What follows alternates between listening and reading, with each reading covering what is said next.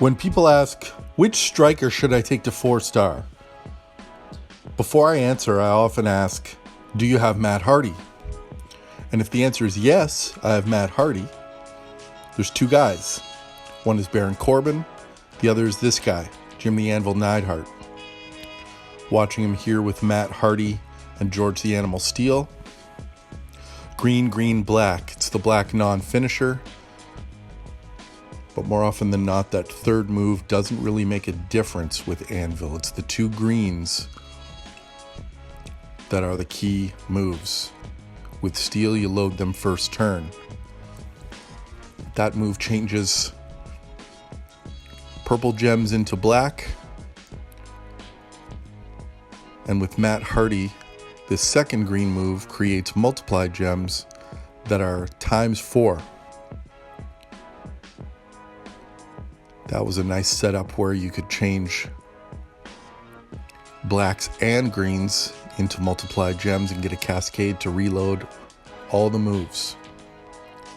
So now you see this black move, we don't need to use it because the black move changes gems into green. We don't need that right now because our greens are full because of that multiplied gem. So now we rinse and repeat. Change purple gems into black. And now we choose gems into multiplied gems.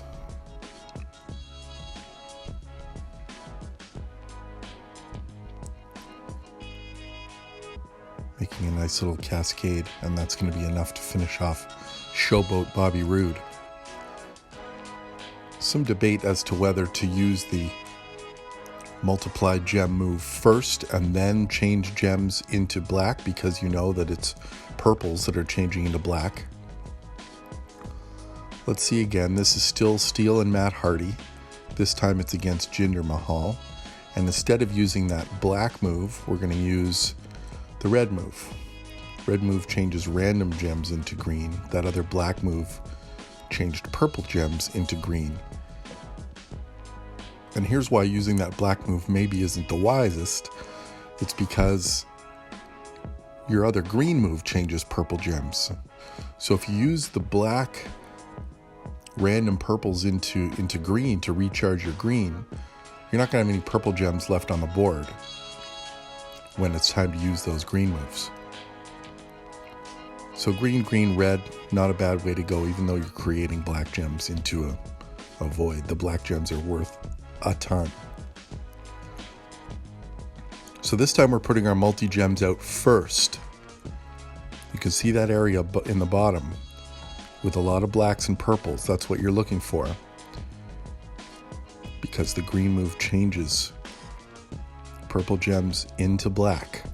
So you can sort of map this out.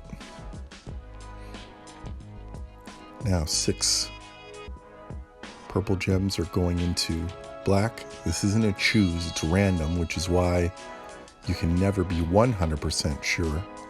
But you can see just with that, we didn't even get the effect we wanted at the bottom, and we got 113,000 pin.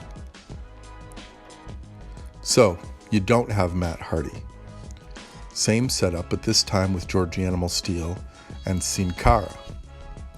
Sin Cara is only going to give you 2-time multi-gems instead of 4 times with Matt Hardy, but you're going to get more of them.